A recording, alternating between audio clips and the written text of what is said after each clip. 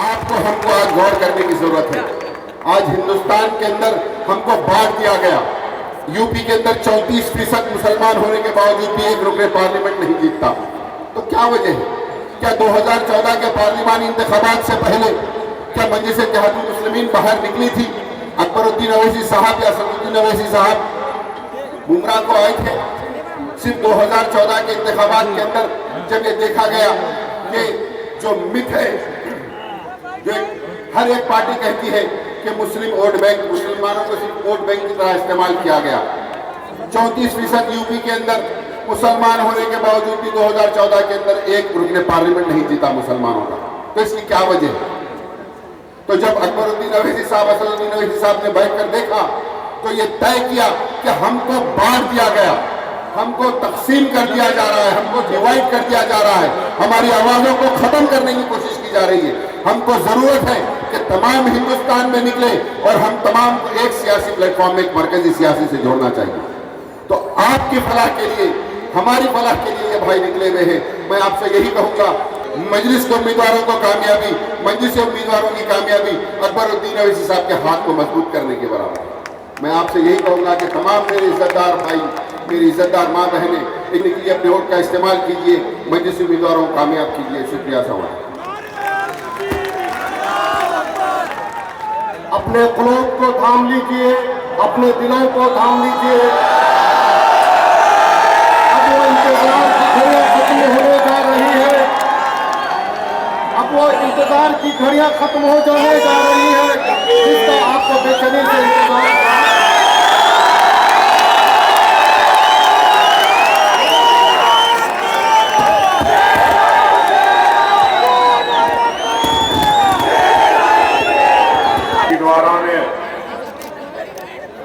मजलिस इत्तेहादुल मुस्लिमीन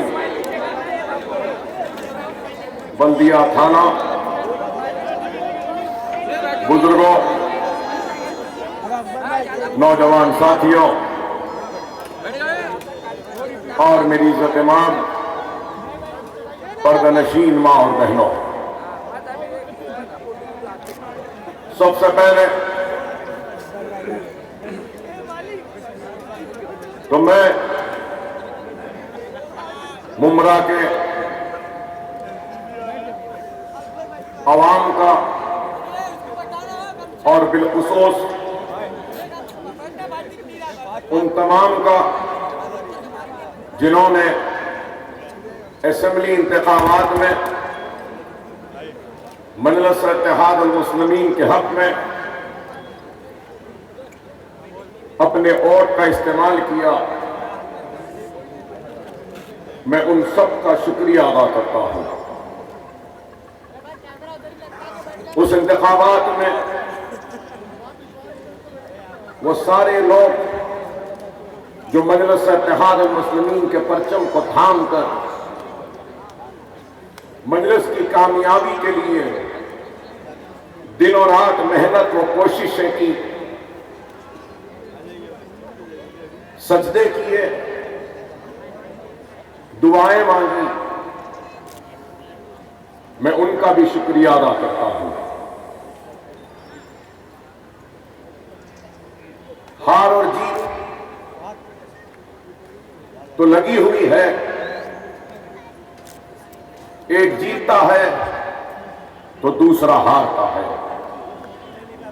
और मजलिस इत्तेहादुल मुस्लिमीन जीत या हार की परवाह किए बगैर अवाम के दरमियान में आती है और अवाम के सामने हक़ाइक़ को रखती है, हालात को रखती है और उनके ज़हनों को इस बात पर गौर करने के लिए मजबूर करती है कि क्या सही है, क्या गलत है। वजूहात बहुत होंगे, लेकिन ये जरूर है कि हम इंतखाब हारे।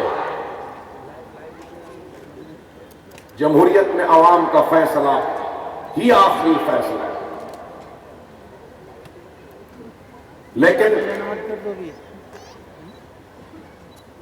कई वजूहात में से एक वजह यह भी थी कि मुमरा की आवाम ने महसूस किया था, अगर मैं गलत हूं तो मुझे रोक सकते हैं, टोक सकते हैं। मुमरा की आवाम ने कई वजूहात में से एक वजह इस बात को महसूस किया था कि अगर हमारे वोट तकसीम होंगे तो शायद शिवसेना जीत जाए। वजूहात में से यह भी एक वजह थी कि हमारे जहनों में, दिमाग में यह शक था, यह शुबा था और इस बात का खौफ भी था कि अगर हमारे वोट तकसीम हो जाए तो कहीं शिवसेना ना जीत जाए। तो उस वक्त आपका फैसला शिवसेना को रोकने के लिए था। तो आज मैं कहूंगा आपको कि आपको एनसीपी को बीजेपी से करीब जाने पर भी रोकना, यह आज की आपकी जिम्मेदारी है। अगर जब आपने उस जिम्मेदारी को निभाया था तो उम्मीद करता हूं कि मुमरा वाले आज इस जिम्मेदारी को भी निभाएंगे, क्योंकि हम रोजाना अखबार जब खोलते हैं तो देखते हैं कि एनसीपी की गुर्बत बीजेपी से बढ़ती जा रही है। और यह भी याद दिलाऊं आपको कि जब असेंबली इंतखाबात खत्म हुए, जिन जिन पार्टियों को जितनी कामयाबी मिलनी थी, मिल चुकी थी, सबसे बड़ी पार्टी अगर भारतीय जनता पार्टी को हासिल हुआ था तो शिवसेना भारतीय जनता पार्टी की तारीफ करने से इनकार कर रही थी, या दोनों में बातचीत कामयाब नहीं हो रही थी। जो भी लेन देन था वो एक दूसरे के मुताबिक नहीं बैठ रहा था। तो उस वक्त उन हालात में कौन कूदे मैदान में? वो एनसीपी ही थी जो मैदान में कूद कर ये ऐलान करी कि हम गैर मशरूत तारीफ करने तैयार है बीजेपी। क्या मेरी बात सही है या गलत बताइए आप?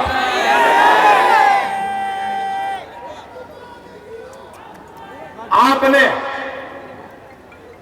हमको वोट नहीं दिया कि कहीं सेना ना जीत जाए, लेकिन आपने जिनको वोट दिया वो आपके वोटों को ले जाकर भारतीय जनता पार्टी के दामन में डाल रहे हैं। क्या आप ऐसे गुनहगारों को माफ करेंगे? क्या आपने इस वजह से इनको वोट दिया?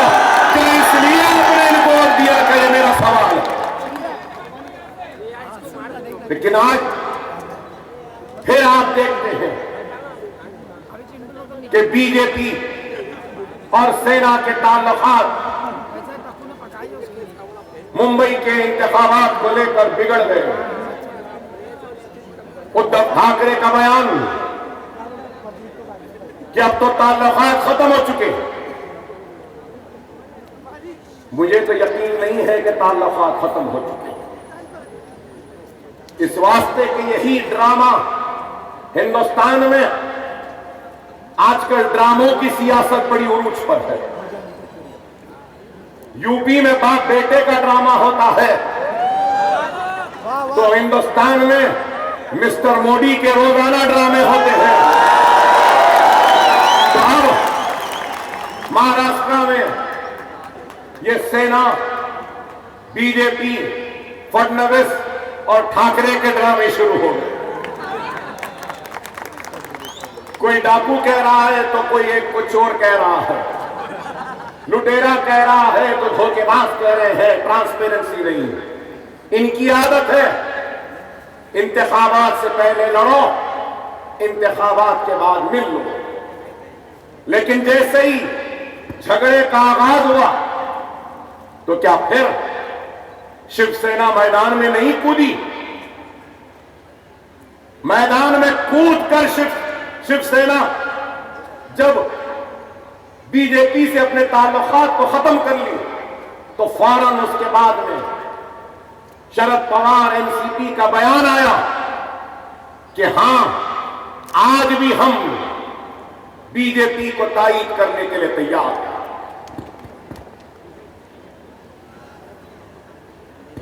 तो आज आपको हमको इस बात पे गौर और फिक्र करनी है कि ये लोग हर मर्तबा सिर्फ हमको धोखा देते रहे, हमारा इस्तेमाल करते रहे, हमको एक वोट बैंक की तरह इस्तेमाल करके इख्तियार तक पहुंचे और इख्तियार को हासिल करने के बाद हमें भूल गए, हमको भुला देते। और आज भी वही कैफियत है। अगर आज अखबारात में शरद पवार का बयान आया कि एनसीपी बीजेपी की तायीद नहीं करेगी, तो मेरे भाई ये क्यों आया? 25 दिन पहले तो तायीद की बात कर रहे थे और आज 25 दिन बाद कहते हैं कि बीजेपी के साथ नहीं मिलेंगे। तो क्यों? इस वजह से कि मजलिस इत्तेहाद अल मुस्लिमीन और अकबरुद्दीन ओवैसी के कदम महाराष्ट्र पे नहीं पड़े थे, जैसे महाराष्ट्र में पड़े। 25 जलसों को मुखातिब करने के बाद महाराष्ट्र में एक हरे झंडे वालों का एक इनकलाब पैदा हो गया और हमारे सबों में इत्तेहाद पैदा हो गया। तो हमारे इत्तेहाद, हमारे इनकलाब के खौफ को देखते हुए आज मजबूर हुए बोलने के लिए कि हम बीजेपी से हाथ नहीं मिलाएंगे। तो दूसरी तरफ कांग्रेस तैयारी कर रही है। कांग्रेस किसकी तैयारी कर रही है? कांग्रेस एनसीपी बीजेपी के करीब जाने की कोशिश कर रही है, तैयारी कर रही है। तो कांग्रेस शिवसेना के करीब जाने की तैयारी कर रही है। आप बोलेंगे अख्तर साहब आप कैसे कह रहे हैं? क्या सामना में नहीं आया? क्या सामना के इदारे में नहीं आया कि शिवसेना ने कांग्रेस की तारीफ के कसीदे लिख दिए, इंदिरा गांधी की तारीफ की, नेशनलाइजेशन ऑफ बैंक्स की तारीफ की, राजीव गांधी की तारीफ की, आईटी सेक्टर को इंडिया में लाने का सेहरा राजीव गांधी को पहनाया और कितने कसीदे पड़े कांग्रेस की तारीफ और तारीफ के कि मुझे पढ़कर हैरत हुई कि आज एनसीपी बीजेपी के करीब जा रही है तो कांग्रेस सेना की तरफ जा रही है। मैं अपना फोन गाड़ी में भूल गया, आते आते देखा, देखकर हैरत हुई कि राजकोट रायगढ़ में पंचायत के इंतखाबात हो रहे हैं और रायगढ़ के पंचायत के इंतखाबात में शिवसेना और कांग्रेस दोनों मिलकर लड़ रहे हैं और वहां के पोस्टरों में एक तरफ सोनिया गांधी की तस्वीर है तो दूसरी तरफ उद्धव ठाकरे की तस्वीर है, एक तरफ पंजा है तो दूसरी तरफ तीर और कमान है। तो आप बताइए कि आज किस तरीके से ये लोग हमको धोखा देते आए हैं। अरे ये पहली मर्तबा नहीं है धोखा, बल्कि 70 वर्ष से ये लोग हमको धोखा देते आए हैं, हमको लूटते रहे हैं, हमारा इस्तेमाल करते हुए हमारे वोटों के जरिए इस तरह से बांटते आए हैं। अगर गलत है, अगर मेरी बात गलत है तो कल के कल ऐलान कर दें कि अकबर ओवैसी ने जो कहा गलत है। अरे आज हम पर इल्जाम कि सेक्युलर वोट की तकसीम करने आते हैं, हम पर इल्जाम कि हम बीजेपी के एजेंट हैं। अरे आज मैं पूछना चाहता हूं, क्या शिवसेना कांग्रेस के लिए सेक्युलर हो गई? मैं पूछना चाहता हूं, क्या एनसीपी और शरद पवार के लिए क्या बीजेपी सेक्युलर हो गई? मैं आपसे यह बात कहना चाहता हूं कि यह मुल्क फिरका परस्ती की सियासत में तेजी से आगे बढ़ रहा है और हर कोई अपने आप को कम्युनल पॉलिटिक्स का चैंपियन बताना चाहता है।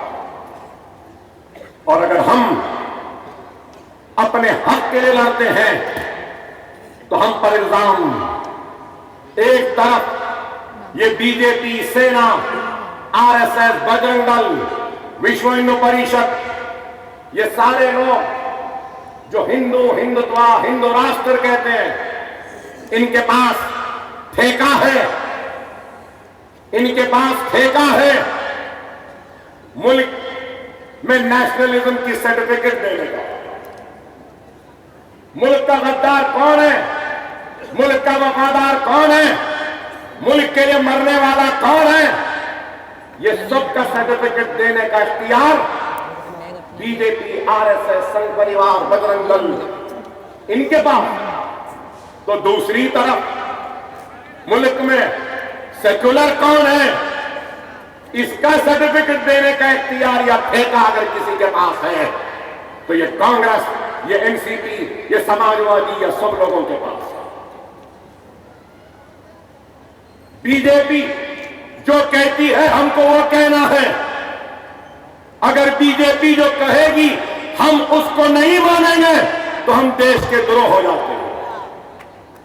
कांग्रेस, एनसीपी जो बोली हमको दोहराना है, नहीं बोले तो हम फिरका परस्त, सेक्युलर वोट के बांटने वाले और बीजेपी के एजेंट बन जाए। अरे 70 वर्ष है ये मुल्क आजाद हुआ। आजाद फिजाओं में इस मुल्क के शहरी ने 70 वर्ष से सांसें लेती रही और 70 वर्ष की आजादी में हिंदुस्तान जिंदगी के कई शोबों में आगे बढ़ता गया, कई शोबों में तरक्की करता गया। शहर बढ़ते गए, इमारतें बनती गई, दवाखाने आए, स्कूल आए, कॉलेजेस आए, हम बहुत आगे बढ़ते गए, तरक्की आती रही मुल्क में। और इतने ज्यादा हमारा मुल्क आगे बढ़ा कि आज गूगल हो या फेसबुक हो तो हिंदुस्तानियों की वजह से चल रहा है। सबसे बड़े वहां पर बड़े बड़े ओहदों पे अगर कोई फायद है तो हिंदुस्तानी है। हमको खुशी होती है जब हम देखते हैं हमारा एक देशवासी, हमारा एक मुल्क का बाशिंदा, हमारे हिंदुस्तान का बाशिंदा आज गूगल में सबसे बड़े कुर्सी पर बैठा है, टेक्नोलॉजी में है, इंफॉर्मेशन में है, हेल्थ के सेक्टर में है, इंजीनियरिंग के सेक्टर में है, हर सेक्टर में हम आगे बढ़े। आज हमको खुशी होती है कि इतनी बड़ी बड़ी कंपनियां हैं दुनिया में। जो कंपनी नाकाम हुए उन कंपनीज को इंडियन इंडस्ट्रियलिस्ट लेते गए। जैसी बड़ी गाड़ी land rover, range rover, Jaguar Europe में नुकसान में थी तो हिंदुस्तानी सनतकारों ने, टाटा ने उस उतनी बड़ी कंपनी को खरीदा। मुल्क आगे बढ़ रहा है, मुल्क आगे जा रहा है। लेकिन आज ये मुल्क ये ख्वाब देख रहा है कि हम सुपर पावर बनेंगे, ये ख्वाब देख रहा है कि हम तरक्की याफ्ता बनेंगे, ये ख्वाब देख रहा है कि हम सबसे ताकतवर बनेंगे, तो मैं आज इस मुल्क के सरबराहों से, मुल्क के सियासी जमातों से, नरेंद्र मोदी से, सोनिया गांधी से, शरद पवार से, मुलायम सिंह यादव से, लालू प्रसाद से, ममता बनर्जी से, सीपीएम के कर्ज से और सबसे कहना चाहता हूं, मुल्क उस वक्त तक आगे नहीं बढ़ सकता जब तक कि उस मुल्क के हर शहरी को उस मुल्क की तरक्की का हिस्सेदार नहीं बनाते। सुपर पावर बनना है तो सुपर पावर के उस सफर में मुझ अकबर ओवैसी को भी शामिल करो।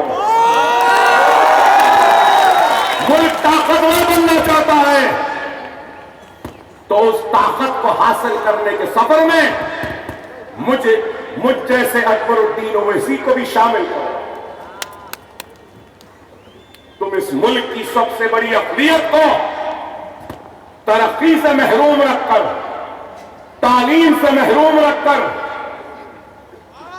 सरमाए से महरूम रखकर, तरक्की से महरूम रखकर तुम इस मुल्क को तरक्की याफ्ता मुल्क नहीं बना सकते। आज मैं यहां खड़ा हूं तो मेरा क्या मुतालबा है?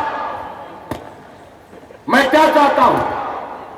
मैं यही चाहता हूं कि मुझे दूसरे दर्जे की शहरी की तरह न देखो। मैं दूसरे दर्जे की शहरी नहीं हूं। जितना इस मुल्क पर नरेंद्र मोदी का इख्तियार हक है, उतना ही अकबर ओवैसी का भी इस मुल्क पर हक है, इख्तियार है। मैं यही कहना चाहता हूं। मैं ये बताना चाहता हूं कि जितना एक माथे पर तिलक लगाने वाला इस देश का वासी है, इस मुल्क का शहरी है, इस मुल्क पर उसका जितना हक है उतना ही हक एक सर पर टोपी पहनने वाले का भी है, चेहरे पे दाढ़ी पड़ने वाले का भी है। माथे पे तिलक लगाने वाला देशभक्त, चेहरे पे दाढ़ी पालने वाला देशद्रोह, ये जो इम्तियाज है इसको खत्म करो। ये हमारा मुतालबा। क्या हमारा मुतालबा गलत है? अरे शिकायतें शिकवे तो बहुत हैं, लेकिन चंद शिकवों को लेकर मैं आज यहां खड़ा हूं तो इख्तियार की बागडोर अपने हाथ में रखने वालों, इस मुल्क के बुज़ुर्ग, वो खदावर, खायरीन, मैं क्या चाहता हूं? मैं अपना हक चाहता हूं। मैं क्या चाहता हूं? मैं इंसाफ चाहता हूं। मैं क्या चाहता हूं? पढ़ने का मौका चाहता हूं। मैं क्या चाहता हूं? रोजी चाहता हूं। मैं क्या चाहता हूं? रोटी चाहता हूं। मैं क्या चाहता हूं? मेरे बच्चों को पढ़ने के लिए स्कूल चाहता हूं। मैं क्या चाहता हूं? मेरे बच्चे और बच्चियों को पढ़ने के लिए कॉलेजेस चाहता हूं। मैं क्या चाहता हूं? मैं यही चाहता हूं कि जब मैं मर जाऊं तो मेरे मैयतों को दफनाने के लिए 2 गज जमीन मिल जाए।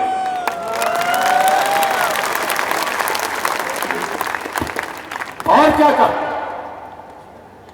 और क्या चाहता हूं? अरे हिंदुस्तान के 70 वर्ष के आजादी के सफर में मुझे क्या मिला? ना नौकरी ही मिली, ना हाथ में खलद ही मिला, ना खांदे पे स्कूल का बैग मिला, ना रहने को घर मिला, ना बीमारों के इलाज के लिए दवाखाने मिले। हिंदुस्तान में कहीं पर भी चले जाओ, किसी से पूछने की जरूरत नहीं है कि इस शहर में मुसलमान कहां रहते हैं। बड़ी आसानी से पहचाने जाते हैं।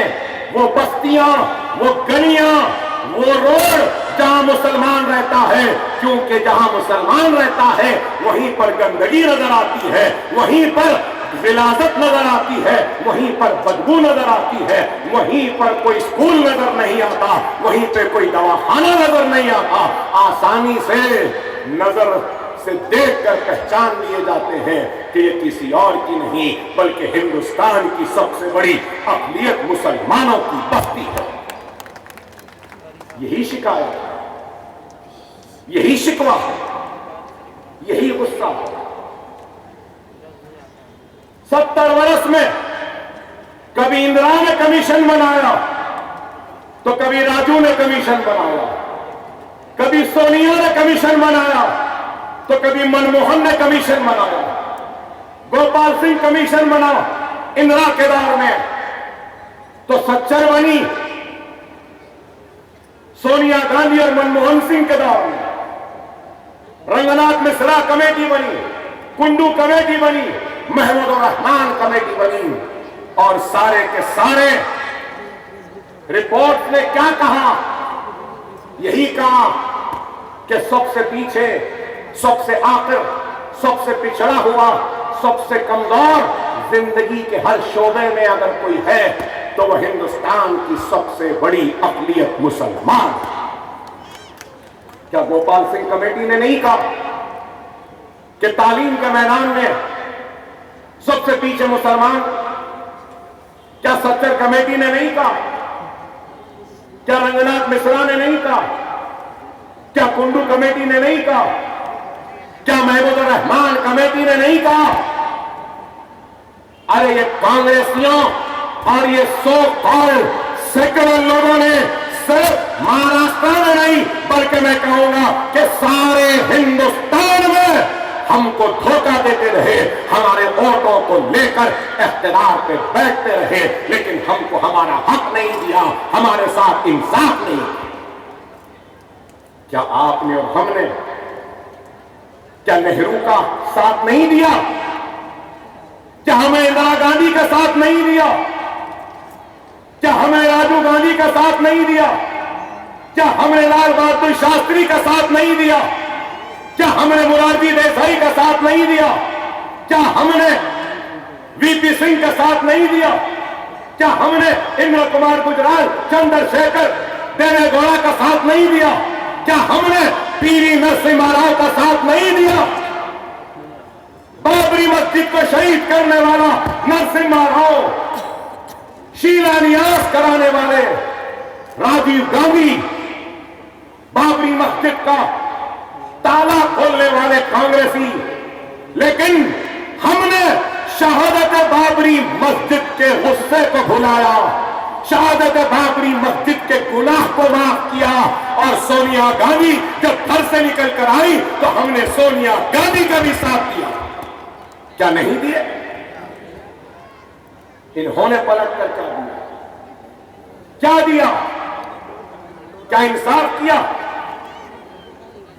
अरे आज महमूद रहमान कमेटी की रिपोर्ट जब देखते हैं तो मिलता है 4% से कम मुसलमान सरकारी मुलाजिम, 3% से कम मुसलमान पुलिस फोर्स में, 1% से भी कम IAS, IPS, IFS, IRS graduate 100 निकलते हैं तो 2.4 ग्रेजुएट मुसलमान, 100 लड़कियां ग्रेजुएट निकलती हैं तो 1.4 मुस्लिम लड़कियां ग्रेजुएट।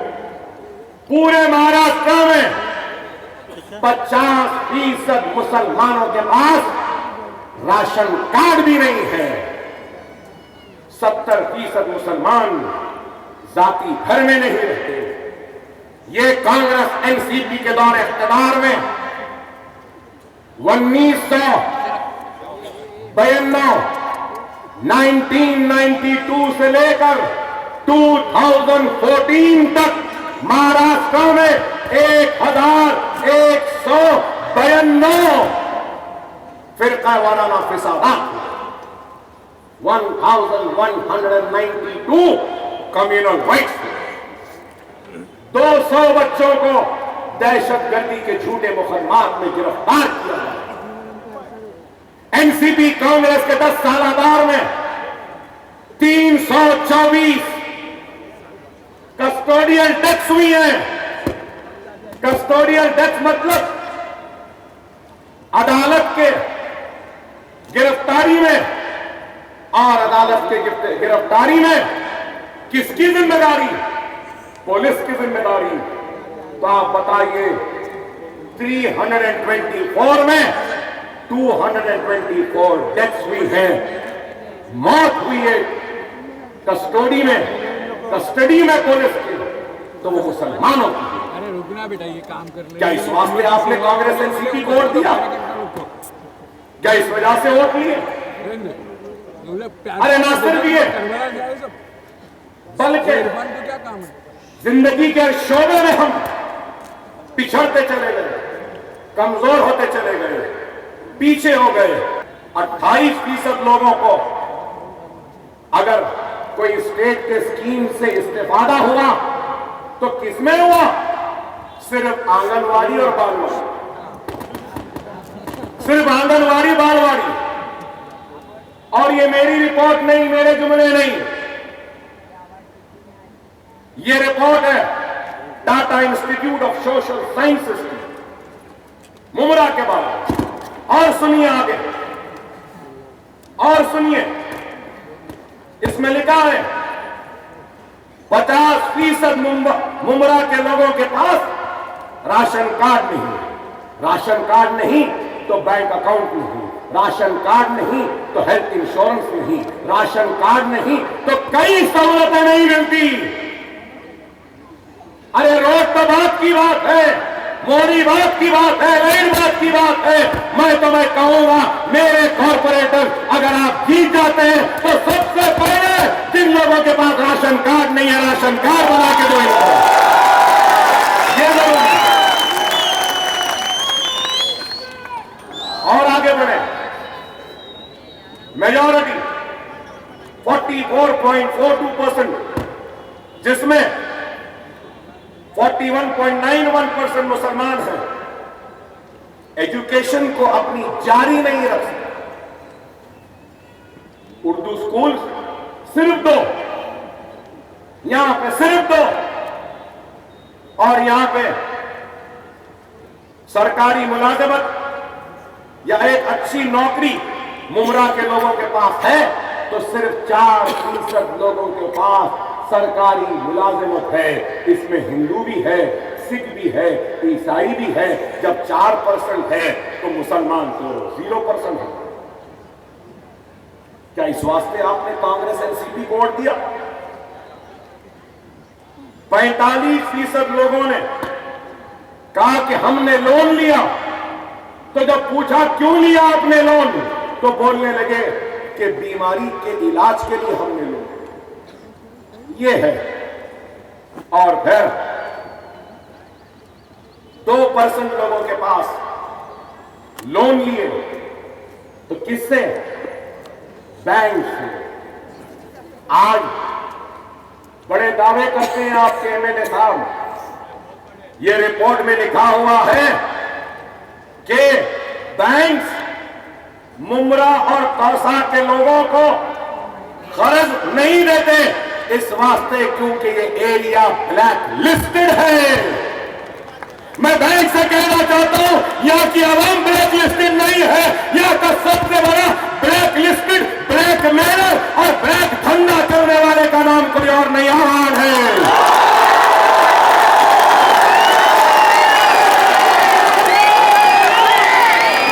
ब्लैक मार्केट, ये लोग आज बैंक से कर्ज नहीं है मुमरा वालों। क्या ये इंसाफ है? क्या इस वास्ते कर दिया ब्लैक? अरे हद तो ये हो गई कि मुमरा और कौसा के लोगों का अकाउंट नहीं खुलता, कर्ज नहीं मिलता, इनके नाम से क्रेडिट कार्ड भी कोई नहीं देता बैंक। सही है ना?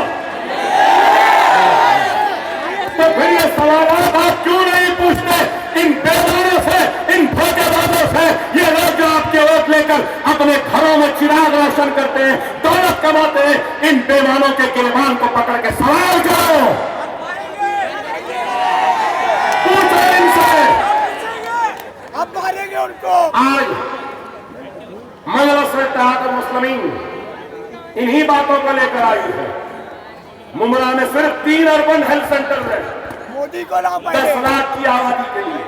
सिर्फ 2 घंटे 6 घंटे खुलते हैं, पूरे हफ्ते में सिर्फ 6 घंटे ये हेल्थ सेंटर चलते हैं। सही है ना? तो आप बताइए, आज यहां पर 250 ट्यूबरक्लोसिस के केसेस का इंकशाफ। फेफड़े कमजोर है, बीमार है लोग, पानी सही नहीं है। और एक बात कहूं, ड्रिंकिंग वाटर जो दिया जाता है बहुत हाई रेट्स पे दिया जाता है। उमरा सही है या नहीं? ये रिपोर्ट में लिखा है, purchase drinking water at high rate like 15 rupees to 30 rupees per gallon. Water mafia है, 60 रुपये में दे रहे हैं मेरे मालूम।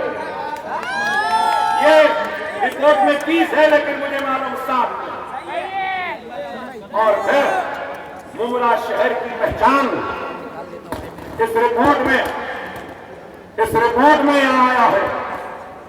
मुमरा कौसा मशहूर है, तो कह के लिए Mumbra and Kausa is known for being dirty and filthy. अरे क्या है? क्या मुमरा की पहचान गंदगी है? क्या मुमरा की पहचान विरासत है? लेकिन इन लोगों ने ये कर दिया, ये काम कर दिया, क्या बोल रहे हैं? और फिर इसके बाद में सिर्फ और सिर्फ जबानी जमा कर हम आते हैं तो हम पर इल्जाम कि हमने ऐसा किया, हमने वैसा किया। मजलिस बांट रही है, मजलिस यहाँ आई है तो सारे मुमरा की बात कर रही है। मजलिस यहाँ आके सिर्फ मुसलमान की बात नहीं कर रही है, मजलिस यहाँ आके हिंदू की बात कर रही है, सिख की बात कर रही है, ईसाई की बात कर रही है, मुसलमान की बात कर रही है। और आज यहाँ पर आपको ये भी बताऊं, ये रिपोर्ट में है कि 90% of Muslim do not opt for higher education, कि 80% मुसलमान हायर एजुकेशन को नहीं करते। अरे आज बढ़िया बेटा, बढ़िया बेटा। मजलिस इत्तेहाद मुस्लिमीन अगर आई है तो मजलिस इत्तेहाद मुस्लिमीन अगर इत्तेहाद का पैगाम लेकर आई है तो एक मरकज़ सियासी से आपको जमा करने का भी पैगाम लेकर आई है। तो उसके साथ ही साथ मजलिस इत्तेहाद मुस्लिमीन इल्म और तालीम के तरफ नौजवानों को राग़िब करने का पैगाम भी लेकर। याद रखो, जो भी नाइंसाफी होती है, अगर उस नाइंसाफी को इंसाफ में बदलना है तो आपको अपने नुमाइंदों को ऐवान पार्लियामेंट, ऐवान असेंबली और ऐवान बल्दिया में भेजना होगा। अगर आपका नुमाइंदा नहीं होगा तो फिर नाइंसाफी की आवाज कौन उठाएगा? हक का मुतालिबा कैसा होगा? कौन कहेगा कि हमको ये दो? अरे आज मजलिस इत्तेहाद मुस्लिमीन अगर आई है तो कोई नया फॉर्मूला लेकर नहीं आई है। मजलिस इत्तेहाद मुस्लिमीन हैदराबाद, तेलंगाना व आंध्र प्रदेश में अपने कामयाबी के जो रिकॉर्ड है और कामयाबी के जो मंसूबे हैं उनको लेकर आपके पास आए।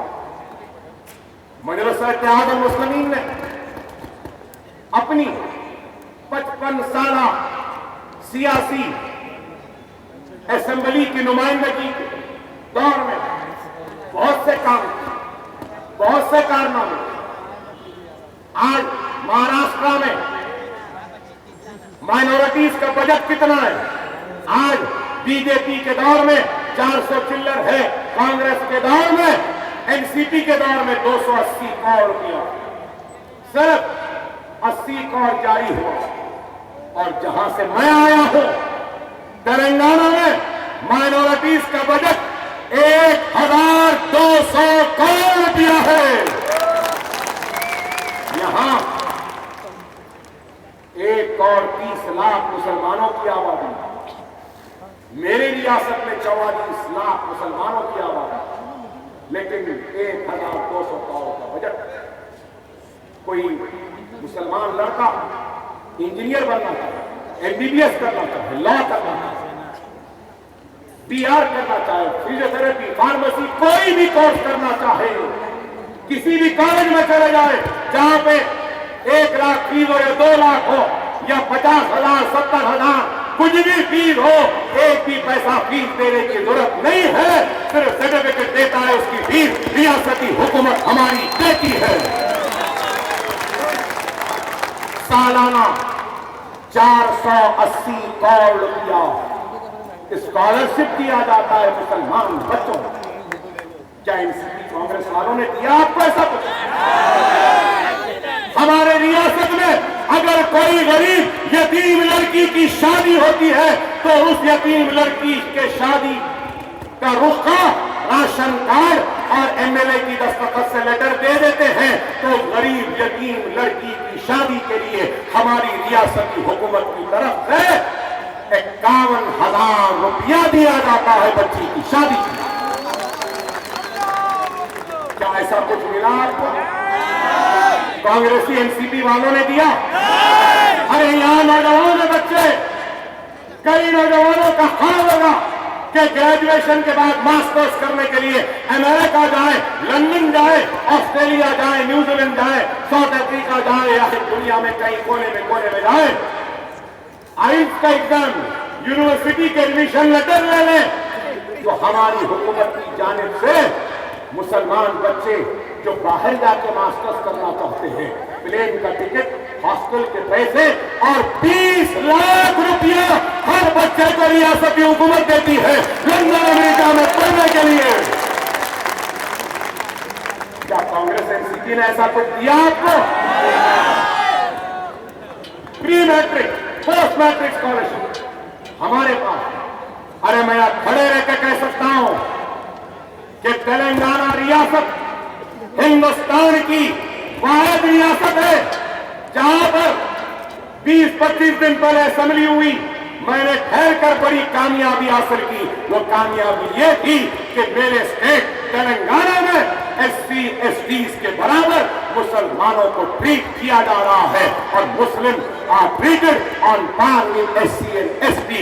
एससी को जो दिया जाता है मुसलमान को दिया जाता है, एसटी को जो दिया जाता है मुसलमान को दिया जाता है।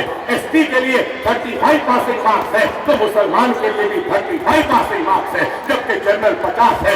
एसटी 4 मरतबा सरकारी मुलाजमत का इम्तिहान लिख सकता है, मुसलमान भी लिख सकता है।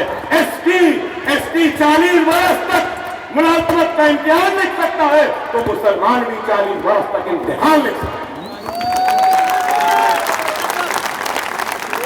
क्या ऐसा काम कांग्रेस एनसीपी वालों ने याद किया? क्या दिया? तो क्यों नहीं दिया? आज तेलंगाना व आंध्रा में मुलाजमत में, तालीम में रिजर्वेशन है। क्या यहां रिजर्वेशन है? जाते जाते दिए, रिजर्वेशन टिका भी नहीं। तो सवाल ये है कि ये सब कांग्रेसियों ने आंध्रा में, तेलंगाना में दिए, तो क्यों दिए, कैसा दिए? वहां भी कांग्रेस थी, यहां भी कांग्रेस थी, दिल्ली में भी कांग्रेस थी, राजस्थान में भी कांग्रेस थी, आसाम में भी कांग्रेस थी। महाराष्ट्र में रिजर्वेशन नहीं दिया मुसलमानों को, राजस्थान में नहीं दिया, दिल्ली में नहीं दिया, आसाम में नहीं दिया, फिर आंध्रा में क्यों दिया? इस वजह से कि इनके बाप रहते हैं आंध्रा में।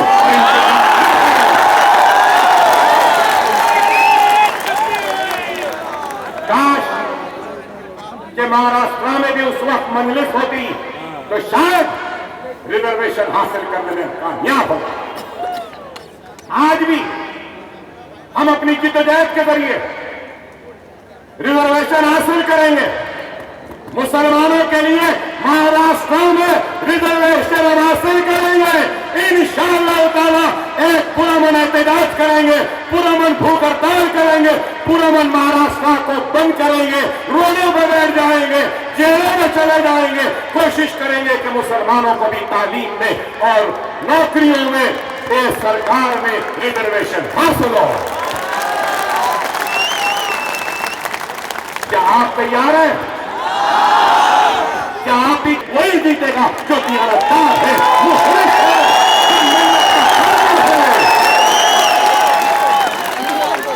और गुमराह की आवाम से भी कहूंगा कि अगर मेरी जमात में मुझसे गलती हुई, अगर कोई दुनिया कमाने वाला उम्मीदवार बन गया है, कोई बेईमान आ गया है, तो तुम मेरी सूरत को ना देखो, उस बेईमान को वोट देने की जरूरत नहीं है।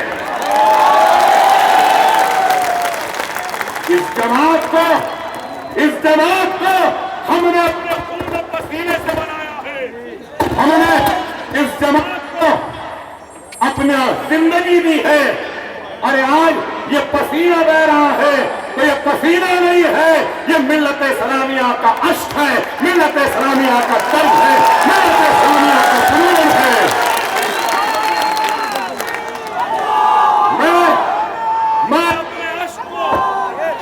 मैं अपने अश्क को किसी को बेचने नहीं दूंगा,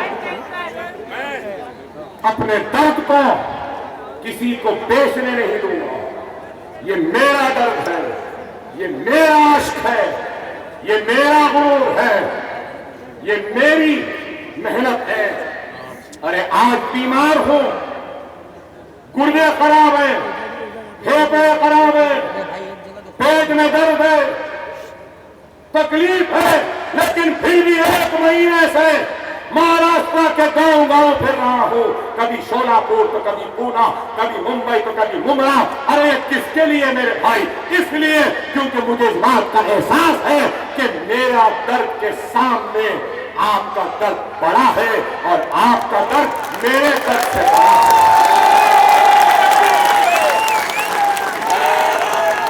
आज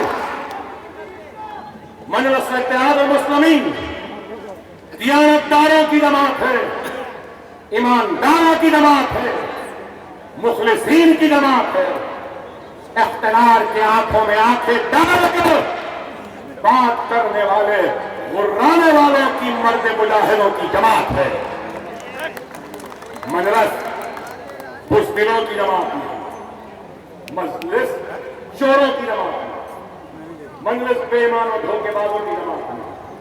अरे हम हारा या जीता, अकबरुद्दीन ओवैसी इससे पहले आया था, 16,000 वोट लिया, आज आया हो, अगर आप 2-4 लिया तो भी कोई गम नहीं।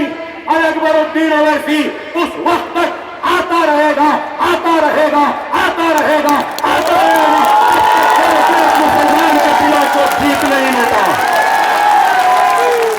अकबरुद्दीन ओवैसी इलेक्शन जीतने नहीं आया है, अकबरुद्दीन ओवैसी दिलों को फतेह करने आया है। इलेक्शन आएंगे, चले जाएंगे। अरे हम आज आपको मुनज़्ज़म करके ये हाल है, पकड़ो आवाज साहब को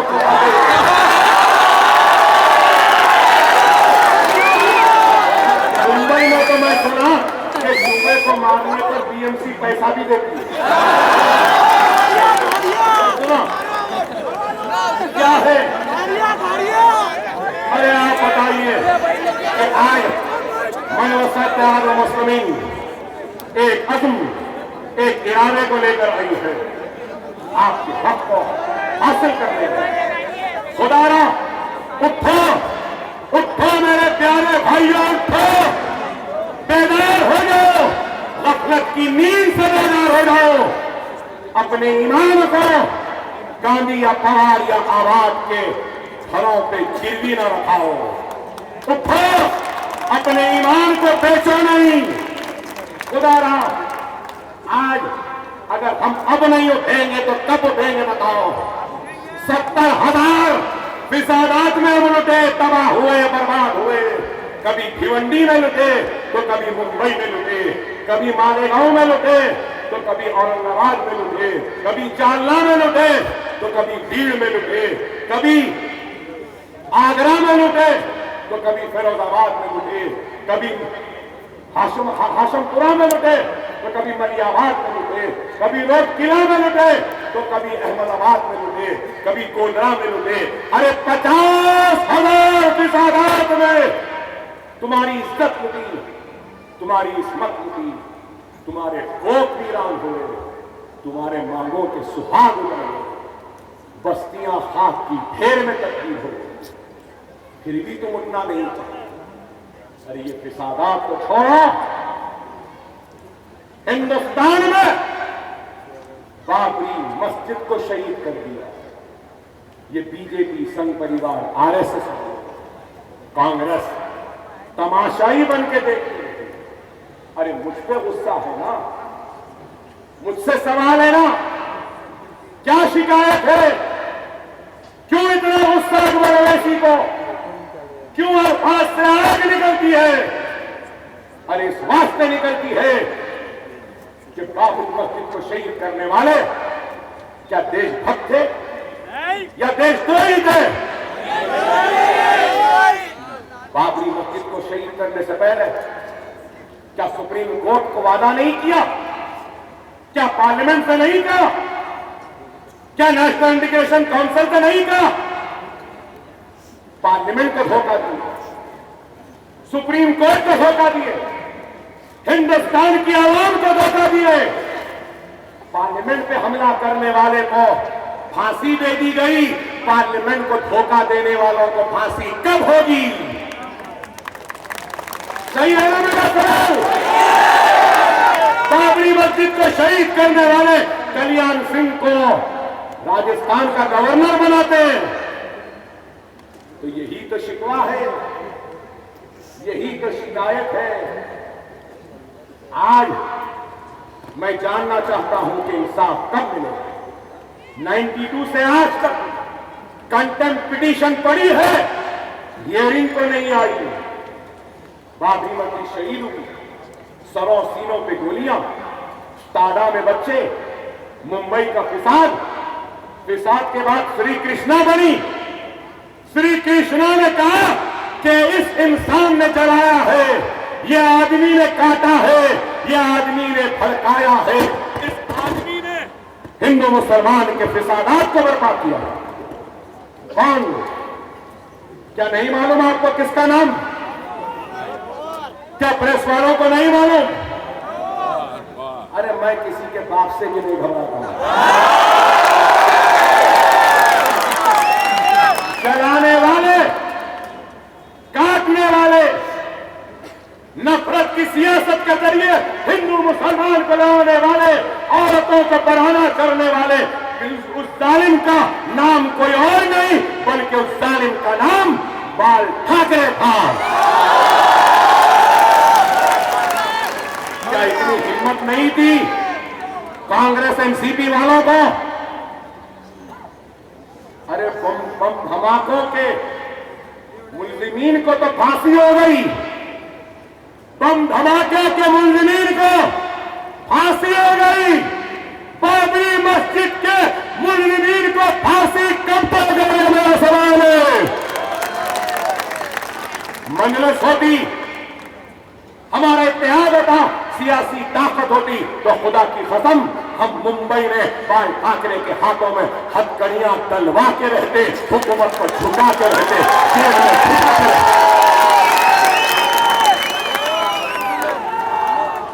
इतना जुल्म, इतनी नाइंसाफी मैं नहीं समझता हूं किसी के साथ भी हुई होगी जितना हमारे साथ है।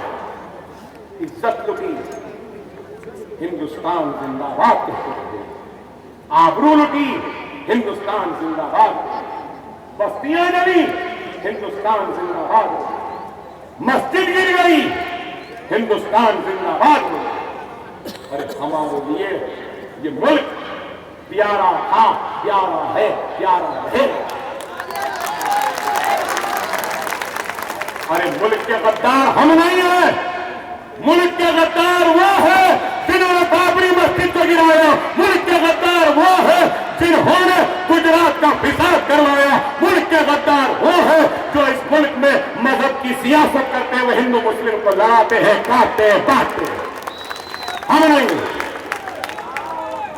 लोग बोलेंगे अख्तर साहब आपकी ये तकरीर है। मैं कहना चाहता हूं मैं मजहब की सियासत नहीं करता, ना मजहब के नाम पे वोट मांगता हूं। मैं मजहब के नाम पर जो इम्तियाज किया गया, मजहब के नाम पे जो नाइंसाफी की गई, मजहब के नाम से मेरे हक से जो मुझे महरूम किया गया, मजहब के नाम से जो मेरी इज्जत लूटी गई, मजहब के नाम से मेरे घर को जो जलाया गया, मजहब के नाम से मुझे तालीम से महरूम रखा गया, मजहब के नाम पे जो मुझे रोटी से महरूम रखा गया, मैं उस इम्तियाज के खिलाफ आवाज उठाने आया हूं।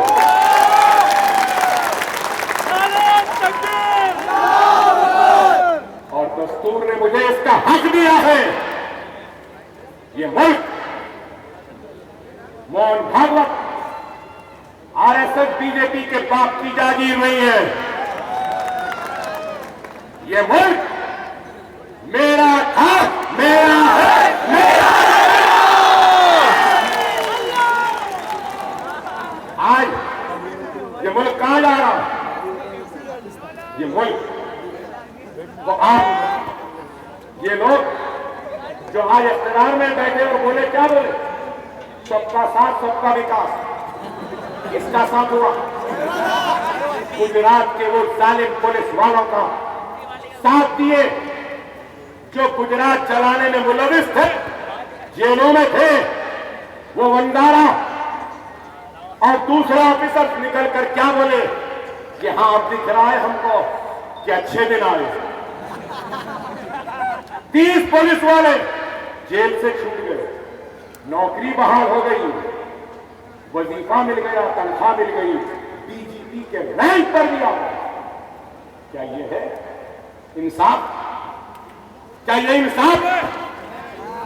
अरे हम आह भी करते हैं तो हो जाते हैं बदनाम, हम आप भी करते हैं तो हो जाते हैं बदनाम, वो खत्म भी करते हैं तो चर्चा नहीं। ये तो उनके मुशायरा कि आज क्या बोले 15 लाख आए, ब्लैक मनी सूद बैंक आया, नौकरियां मिली, महंगाई कम हुई, गरीब का जीना आसान हुआ, डॉलर 35 रुपए में करेंगे क्या हुआ? ऑयल बढ़ता जा रहा है, इन्फ्लेशन बढ़ रहा है, और ये कहते हैं सबका साथ सबका विकास। क्या हुआ? 2.5 बरस में घर वापसी, घर वापसी। 2.5 बरस में क्या हुआ? कभी घर वापसी, कभी लव जिहाद, कभी रामदादे फुलादादे, मुसलमानों के रगों में राम का खून, कभी ये कभी वो, कभी स्वच्छ भारत, कभी योगा, कभी डिमोनेटाइजेशन, 56 इंच का सीना। मिस्टर मोदी, 56 इंच के सीने से कुछ होने वाला नहीं है, 4 इंच का दिल होना जो हमारे पास है।